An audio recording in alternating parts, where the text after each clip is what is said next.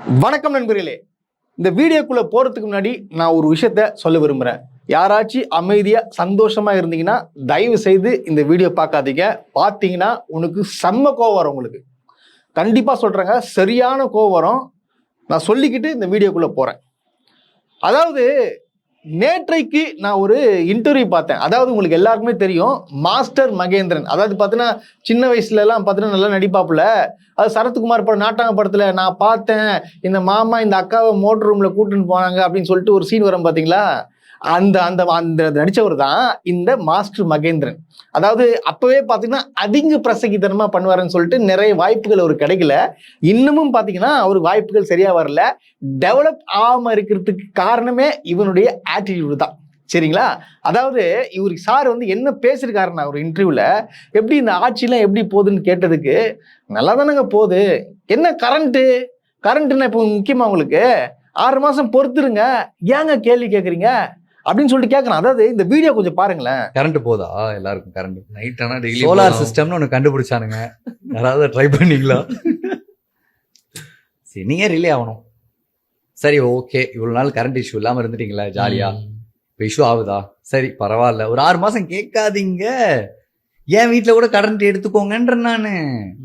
எனக்கு இந்த சோலார்ல இருந்து எப்படி வெயில இருந்து ஒரு 2 வயரை வச்சு ஒரு 2 மோட்டரை வச்சு எப்படி ஃபேனை கிரியேட் பண்ணி எனக்கு தெரியும், நான் பண்ணிக்கிறேன் ஜாலியா. பாத்தீங்களா எவ்வளவு கோவம் வருது, எவ்வளவு ஒரு ஆணவம், எவ்வளவு ஒரு ஆணவத்தின் உச்சம். நீ பெரிய மயிறு நினைச்சிட்டு நான் சொல்றேன் ஒண்ணு இல்லைங்க. அதாவது என்ன சொல்றா அப்படின்னா, சோலார் சிஸ்டம் ஒண்ணு கண்டுபிடிச்சாங்களேன்னு சொல்லிட்டு சிரிக்கிறான். சிரிப்பு ஏன்னா சிரிக்கிறியா நீ? அதாவது 6 மாசம் பொறுத்துருங்க, கேள்வி கேட்காதீங்க. விஜய் சார் பேசினார்னா உடனே கரண்ட் வந்துருமான்னு கேட்குறான். அதாவது தமிழ்நாட்டு மக்கள் பார்த்தீங்கன்னா ஆல்ரெடி கொந்தளிச்சு போறாங்க. எதுக்காகன்னு பார்த்தா கரண்ட் விஷயம் இல்லை. கரண்ட்ன்றது எங்க இன்றியமையாததுங்க, அடிப்படை தேவைங்க, ஒரு பேசிக் ஆயிடுச்சுங்க. அது கரண்ட் இல்லை எவனாலும் இருக்க முடியாது. இதுல வேற ஒரு சொல்ற சோலார் யூஸ் பண்ணுங்க. டே, எத்தனை பேர் 10,000 5,000 சம்பளம் ஒன்று வாங்கிட்டு இருக்காங்க தெரியுமா? அவங்க வீட்டுல சோலார் யூஸ் பண்ணுமா? எனக்கு புரியலையே அது. எனக்கு எப்படி இப்படி ஒரு பேச்செல்லாம் என்ன இந்த மாதிரி ஒரு பேச்செல்லாம் இருக்கு? இது இவர் மேல ஏகப்பட்ட புகார்களுங்க. அதாவது பாத்தீங்கன்னா ஹெட் வெயிட்டு, அது ஒரு படத்துக்குள்ள ஷூட் பண்ணா நீங்க எங்க கேமரா வைப்பீங்க, டேரக்டே ஒரு கேள்வி கேட்கறது. அதனால பார்த்தீங்கன்னா ஒரு உடனே துரத்தி விட்டு, நிறைய படத்துல பார்த்தீங்கன்னா துரத்தி விட்டுறாங்க. இன்னமும் வாய்ப்புகள் சரியாம வர கிடைக்கல. அது காரணம் என்ன? இந்த மாதிரி இந்த பேச்சு தான். இவரு முன்னாடி ஒரு ஆக்சுவலா பார்த்தீங்கன்னா போன ஆட்சியில ஒரு பேசியிருப்பாப்புல. அதாவது என்ன சொல்றாருன்னு நீங்க ஒரு பாருங்களேன். நம்மளுக்கு பிரச்சனை வந்தா நம்ம தான் ஃபேஸ் பண்ணணும், நம்ம தான் இறங்கி என்னன்னு கேட்கணும். இன்னைக்கு நீங்க எல்லாருமே இதை செஞ்சுக்கிட்டு இருக்கீங்க. இதை தயவு செஞ்சு எல்லாருமே செய்யுங்க. இதை அப்படியே விட்டுட்டீங்கன்னா நம்ம தமிழ்நாடு, நம்ம தமிழ், நம்ம கலாச்சாரம் நாளைக்கு மியூசியம்ல போயிட்டு இப்படிதான் இருந்துச்சுன்னு சொல்லிட்டு தான் நம்ம பாத்தீங்களா? திமுக ஆட்சியில் என்ன சொன்னாரு? போராடணும்னாப்புல. அதை எதிர்த்து நிதி கேட்கணும், இல்லைன்னா பார்த்தீங்கன்னா தமிழ்நாடுன்ற ஒரு மியூசியத்தில் வைக்கிற அளவுக்கு ஆகிடும், தமிழ்நாடு ஒன்று இருந்துச்சு இல்லாமே போயிடும் அப்படின்னு சொல்லிட்டு சொன்னாப்புல. எதிர்த்து கேட்கணும்னாப்புல. இங்கே இப்போ ஆட்சி மாறினோன்னு ஏன் கேட்குறீங்க? அதாவது நம்ம என்னத்த சொல்றது, நம்ம இந்த மாதிரி ஆட்களை பேசி நிறைய பேரை கன்வின்ஸ் பண்ணி இவனெல்லாம் வச்சு இவனெல்லாம் சொல்றான்னு சொல்லிட்டு நிறைய பேர் ஓட்டு போட்டாங்க. நிறைய இன்ஃப்ளூயன்சஸ் பேச கேட்டு நம்ம மக்கள்லாம் ஓட்டு போட்டாங்க. அதான் உண்மை. இது புரியுதுங்களா உங்களுக்கு? அதாவது என்ன நடந்தாலும் விஜய் சார முதலமைச்சர் எவனும் கேள்வி கேட்க கூடாது. பொறுத்துருங்க, குத்துனா கூட வாங்கிக்கோங்க, வழி தாங்கிக்கோங்க. அதை விட உங்களுக்கு என்ன வேலை? நாங்க விஜயை பார்க்கணுங்க, அதானே முக்கியம். அவர் நல்லது பண்ற தேவையில்லை, அவர் இருந்தா போதும். இப்படியான மனநிலை தான் இன்னும் இருக்கானுங்க. இவன் ஒருத்தன் இப்படி இருக்கானா, இன்னொருத்தன் நாடகம் நடிக்கிற ஒருத்தர் இருக்கான், அதுவும் ஒரு டம்மின்னு வச்சுக்கலாம். அந்த டம்மி என்ன பேசுன்னு பாத்தீங்கன்னா, அதாவது தனியார் மூலியமா 10வது படிக்கும் மாணவர்கள் பாத்தீங்கன்னா ஒரு ஸ்கூல்ல இந்த மாதிரி வந்து அவங்க வருஷம் 10வது போறாங்களா, அவங்க வருஷம் பாத்தீங்கன்னா அவங்களோட சொந்த செலவுல வந்து சைக்கிள் வாங்கி கொடுப்பாங்க. இதுதான் நடக்குது.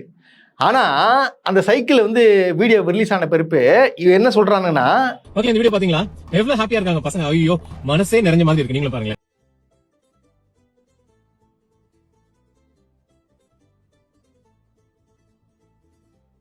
கவர்மெண்ட் ஸ்கூல்ல இருக்கிற நம்ம குழந்தைங்களுக்கு எல்லாம் நார்மல் சைக்கிள் இல்லாம BTM hero cycles, the stylish and more reliable cycles. பசங்க எல்லாம் அவ்வளவு ஜாலியா எடுத்து போறாங்க. பெரிய ஃபேமிலில பெரிய பணக்காரங்க வீட்ல இருக்கிற குழந்தைங்க யூஸ் பண்ற சைக்கிள்ஸ் தான் நம்ம விஜயனை நம்ம பசங்க எல்லாருக்கும் கொடுத்திருக்காரு. Love you. வேற லெவல். இந்த மாதிரி பாத்தீங்களா? மாற்றம் வேணும்னு கேட்டீங்களே, பாருங்க பள்ளி மாணவர்கள் எந்த சைக்கிளில் போகிறாங்க பார்த்தீங்களா? கவர்மெண்ட் சைக்கிள்லாம் எப்படி இருந்துச்சு, அது ரெடி பண்ணோம், அதுவே பார்த்தோன்னா கிட்டத்தட்ட ஒரு 1000-2000 ஆகிடும்.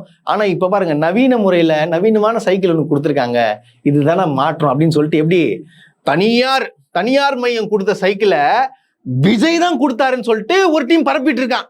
இதையும் நம்பி நிறைய மக்கள் இதுதான் மாற்றம், சூப்பர் அண்ணா, விஜய் அண்ணா அப்படின்னு சொல்லிட்டு போட்டுட்டு இருக்காங்க. ஒரு மனசாட்சின்றதே இல்லைங்க. நான் சொல்றேன் எவ்வளவு, அதாவது இந்த திமுக கொண்டு வந்த திட்டங்களை, அதாவது திமுக தான் கொண்டு வந்த திட்டங்கள், நிறைய திட்டங்களை கொண்டு வந்து இப்போ ஸ்டிக்கர் ஓட்டி பண்ணிட்டு இருக்கிறாங்க.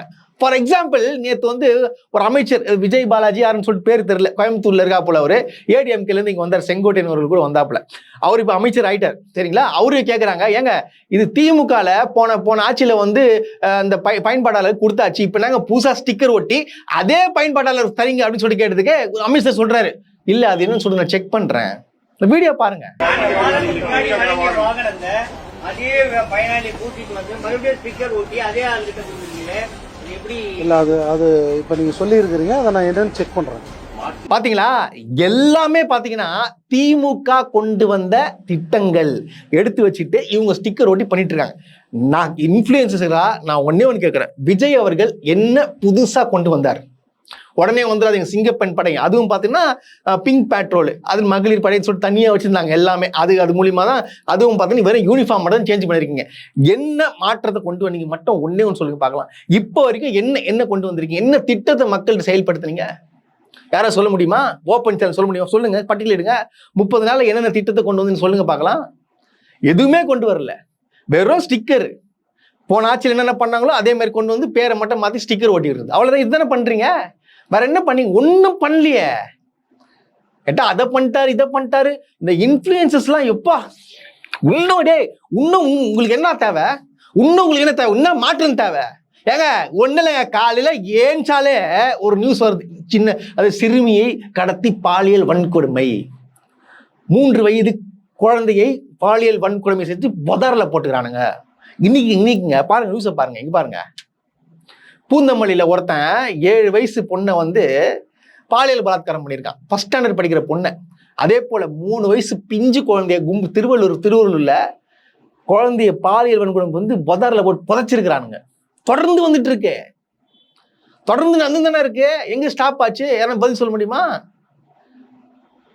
இதுவா யார் எதை பாருங்க, இதுவா திமுக ஆட்சி நடந்துச்சுன்னா இந்நேரத்துக்கு போராட்டம் பண்ணியிருப்பாரு. போராட்டம் பண்ணி அதுல வந்து இந்த திமுக தான் காரணம், திமுக தான் எல்லாம் பண்ணிச்சு, தீய சக்தின்னு சொல்லிட்டு இந்நேரம் நம்மளுடைய முதலமைச்சர் பேசியிருப்பாப்புல, ட்வீட் போட்டிருப்பாப்புல.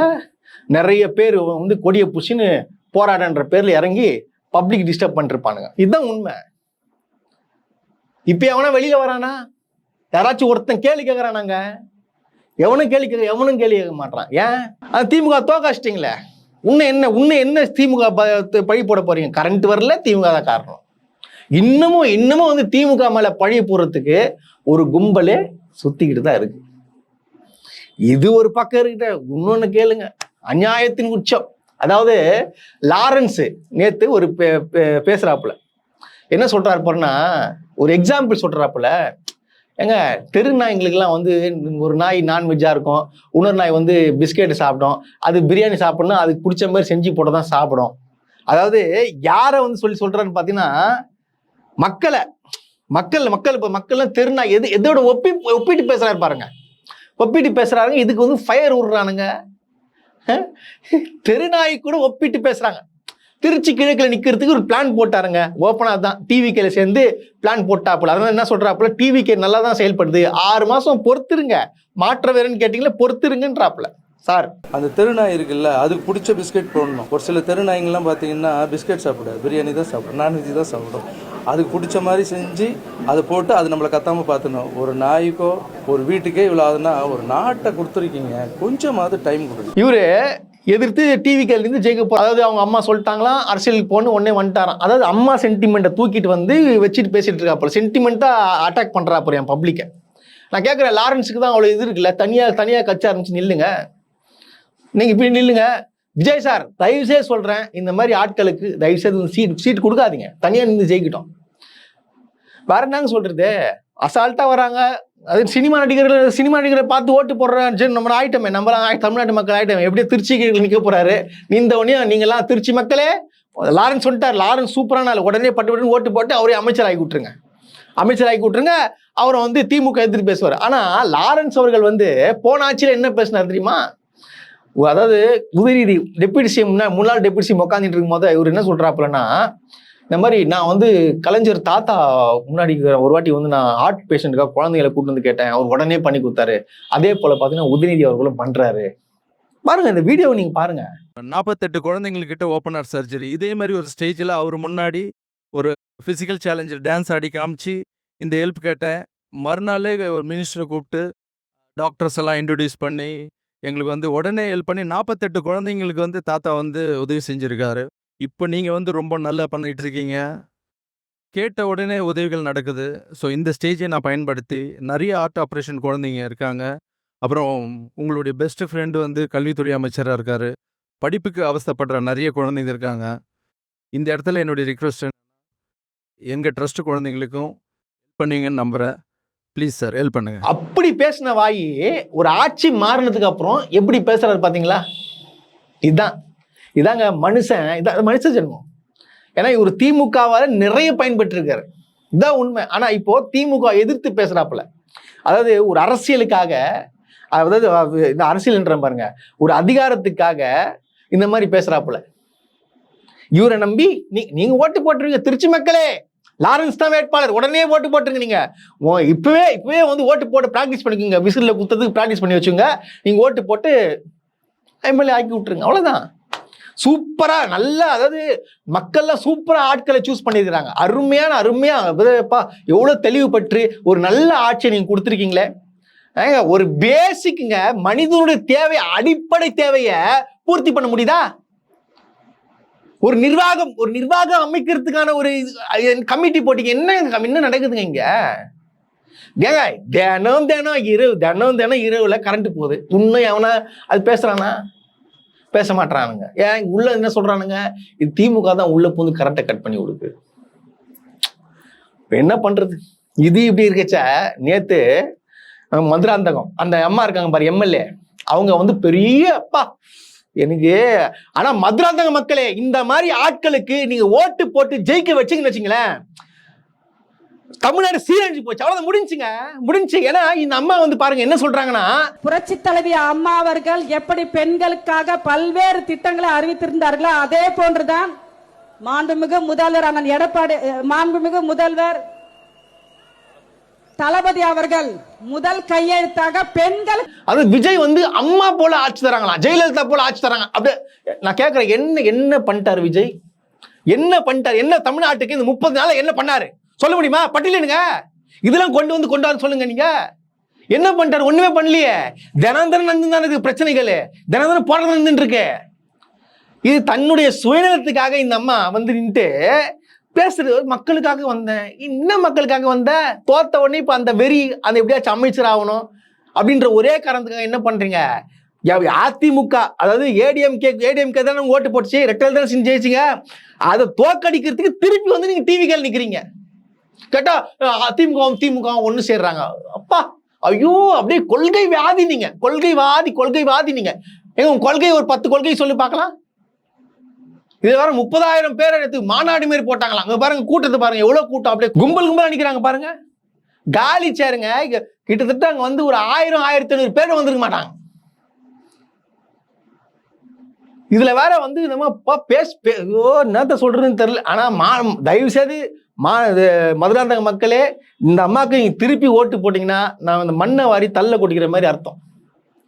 இந்த அம்மா இப்பயே ப்ரொமோஷன் பண்ண ஆரம்பிச்சிட்டாங்க. அவங்க ஆட்கள்கிட்ட எல்லாம் கூட்டின்னு போயிட்டு மைக்கே, நாங்க எந்த கட்சி போனாலும் அவங்களுக்கு தான் ஓட்டு போடுவோம் அப்படின்னு சொல்ல வச்சு ஒரு வீடியோ எடுக்கிறது.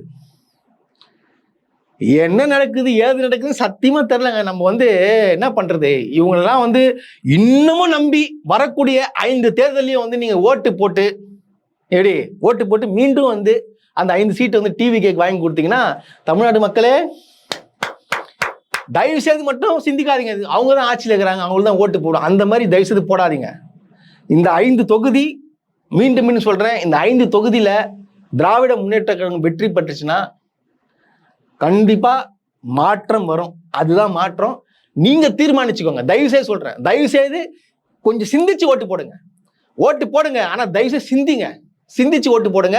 யாருக்கு நீங்க ஓட்டு போட்டீங்க, இப்ப எதுக்காக மாறி போனாங்க, நம்ம இவங்களுக்கு திருப்பி ஓட்டு போடணுமா அப்படின்னு உங்க ஓட்டெல்லாம் உதாசனம் பண்ணி படுத்திட்டு தான் அவங்க போயிருக்காங்க. அதை நினைச்சு சிந்திங்க. நீங்க முதல்ல தயவு செய்து சிந்திச்சு செயல்படுங்க.